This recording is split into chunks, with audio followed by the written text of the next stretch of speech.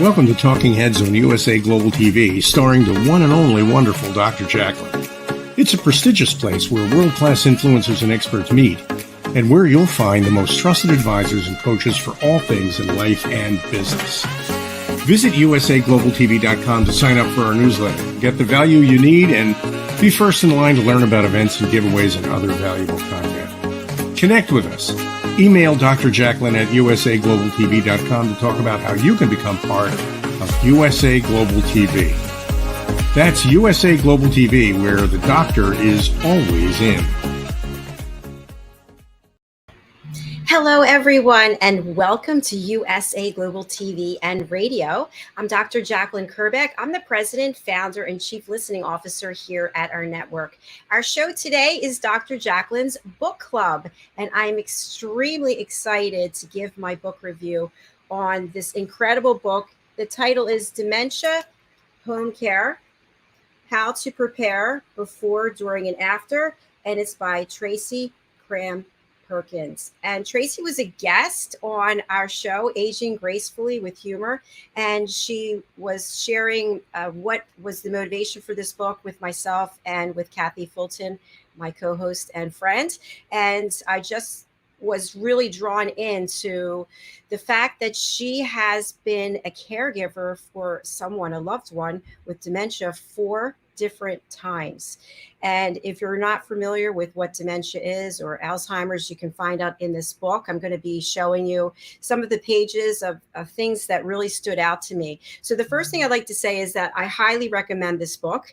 And I really feel like it's the way that it's laid out, the way the pages are, the fonts, the size of the book is really quite attractive, and it's easy to read through. So this, of course, is a time in life when if someone has dementia in your family or friends, it's a very difficult time. So you don't want to have a book that's difficult to read. So kudos to TRACY for making this really easy to read and understand. I'd also like to say, I want to start in the back of the book. There's an incredible amount of resources and references. I'm going to take you to there now. I was very impressed with that. And myself, having a doctorate, having to do a doctoral dissertation, it is really important to have peer-reviewed articles and resources. So on page 215, the resources start, and can't get it quite there, but you can see that there's a multitude of websites and all kinds of information: assisted living, adaptive clothing, advanced directives. And then there's another section with notes and more resources. This is on page 228. So to me, this is a sign of someone who did their due diligence, really put a lot of effort and thought into it. She could have just written a book based on her own experience, obviously surviving someone with dementia 4 times, caregiving as someone, not she didn't survive dementia, but as a caregiver to 4 loved ones. That in of itself is worthy of a book. But to actually take the time to get the resources and do the research, as opposed to just, hey, I saw this on Google, that really means a lot. So once again, TRACY, great work. So the book really is a manual for so many questions that we all have. And the question that comes up many times is, what is dementia? What is Alzheimer's? Or there are different types of dementia. So TRACY actually outlines this very well. And this is on page 9, and I'll share this with you, chapter 3. And you'll see there's a box. What's covered in this chapter? This is fantastic. It makes it so easy to just page through and, okay, what are healthcare directives for dementia? It's covered right here in chapter 3. And I also like that she really specifies in case you're having additional questions. It's almost like she's in your mind reading. Dementia is a symptom of something, not a diagnosis of a disease. Dementia is not a normal part of aging. Dementia is a loss of mental powers severe enough to interfere with your daily living. Very powerful. Okay, here's something that really resonated as well. This is on page 14. Whoops. knowing your own limitations before you make the decision for care. So, as I have no expertise in terms of dementia from a physician standpoint, it is challenging to know whether or not you have what it takes to do what's necessary. And of course, we may not even know what it's going to take. So, this book actually lays out what you can expect. So, one thing that I read in here that I thought was really interesting is this sentence in and of itself. If you are considering becoming the caregiver for your loved one, remember they no longer will be the person you remember. So it's almost like there's a grieving process where that person was your parent, your sibling, someone in your family, a friend, and now that relationship that you have with that person has drastically changed. And it's almost like you have this incredible loss that you now have to deal with in addition to being the caregiver. And as the caregiver, you are really the safe zone. You're the cheerleader, as I think Tracy mentioned. You're the cheerleader for that person. You're the one keeping them safe. And even though their behavior may not allude to the fact that they appreciate it, that is the role that you're taking on. So do you have what it takes? And maybe in some cases, there's not really a choice. Maybe you are the person who is going to be doing this because that's what the situation is. And I like how she also outlines that you can be a caregiver regardless of where you are. You don't have to be in the same home with the person. There's all different ways to be a caregiver and to be supporting that person. All right, let's move on. There's so many sections in here that I have outlined. Locking up the following items in your home. This is on page 84. I mean, this is something you probably wouldn't even think of. Alcohol, bathroom items like toothpaste, shampoo, soap, perfume, lotion, rubbing alcohol, hydrogen peroxide, cleaning and household products, foods like spices, sugar, and salt. If you see that person putting too much on the food, gasoline cans and other weapons, guns and other weapons like scissors, knives, power tools. Hide plastic bags, they may be a choke hazard to someone with AD. Prescriptions and over-the-counter medicines, remove poisonous plants. Things that you just take for granted, plants, for example, or cleaning items, toothpaste, shampoo, really valuable information. All right, moving on. This is a really important topic. The Meltdown trigger list. This is on page 102. And again, I love the fact that that box is there. I'll just read a little of this. To reduce additional causes for aggression and other behaviors, check for the following. What is her body language saying? Is she raising her voice? Is her voice shaking? Is her face red? Are her hands shaking? Has she traveled recently? Is she exhausted or sick? Has she started a new medication? Drug interactions and side effects can cause new or different behavior worsening of symptoms, as can underlying health issues. Is there a new person or pet in the environment? Are you doing something outside your normal routine? So these are all great questions. And then there's follow-up questions. What is the date? What is the day of week? Just wonderful things that are important to keep in mind when you are taking care or caregiving someone with dementia. Okay. Moving on. And by the way, I'm not going to be reading through the whole book because I want you to buy the book. This is definitely worth the investment because this is information that is incredibly valuable. Imagine the amount of time you'd have to spend looking for this information yourself. Okay, so we're going to chapter 12, personal care. And this really is something that resonates. It's about bathing and toileting. And as a person, as a human being, we all want that level of respect. You know, we've been bathing ourselves for our whole lives in most cases, and now all of a sudden we're not able to do it. And there's that embarrassment, the humiliation, probably I would imagine anger, and then also forgetting. Did the person already shower? They think they did, but they actually didn't. And then when you try to get them to take the shower, they might be opposed to doing it because they have an underlying fear.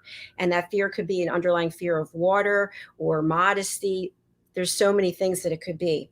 So in this particular area, Tracy highlights modesty garments for bathing and toileting. One of the reasons an AD sufferer might refuse to bathe is the embarrassment of being seen naked. The honor guard is a modesty garment that can be used to cover private parts during dressing and bathing. Now, this is something that I had no idea about. She also lists a website here, dignityrc.org, and telephone number 844 678 4698. So, in reading this book, it really makes you feel that you are not going crazy yourself as the caregiver, because you may be witnessing things that just don't make any sense to you. You start questioning yourself, maybe you get angry at the other person. It's all laid out here in this book. You're not going crazy. These things do happen. They happen on a regular basis. And here's how you can deal with it. And I know for many of you, if you're in this situation, you may feel that there are certain things that trigger you to get angry or to react to the other person, causing them even more upsetment. So how to deal with that is also in here. How to set up the bathroom is also in here. Things that we take for granted that to the other person, maybe their eyesight is changing. And from what I read in here, as the disease progresses, they have more of tunnel vision. They can't even see the things on either side. Tips about that in here as well. Moving forward, grooming, bathing, grooming, about the person being able to live with dignity. And in cases, many cases, the person might not want to shave anymore. Maybe they're not taking a bath, and maybe they're not brushing their teeth. What do you do about it? Do you let it just go on? Do you force them? Do you physically restrain them and have them do, and you do it for them? You can learn so much more here in this book. I don't have the answers. Okay, I love this section, chapter 13, What's for Dinner? Former restaurant owner Kathy Russell created easy to prepare recipes for her parents when they began the journey of cognitive decline. So right here, there's a whole chapter with recipes in it. And there's that fabulous box that tells us exactly what's in there. And it's laid out what to do week 1, week 2, color contrasting the dishes. How about that? Dishes of certain color, bibs, smocks, aprons. I remember Tracy saying during the show that you can give your loved one an apron. You don't want to give someone a bib. I hope I'm getting this right. But everyone in the family wears the apron because it's fun. Right now you're in the kitchen. You're part of the whole process. It's like a family event instead of excluding that person and making them feel left out. So there's some great recipes in here. There's shopping lists, and I'll just highlight a few of the recipes. This one sounds amazing. I'm going to make this myself. Pesto chicken pasta. I personally love pesto.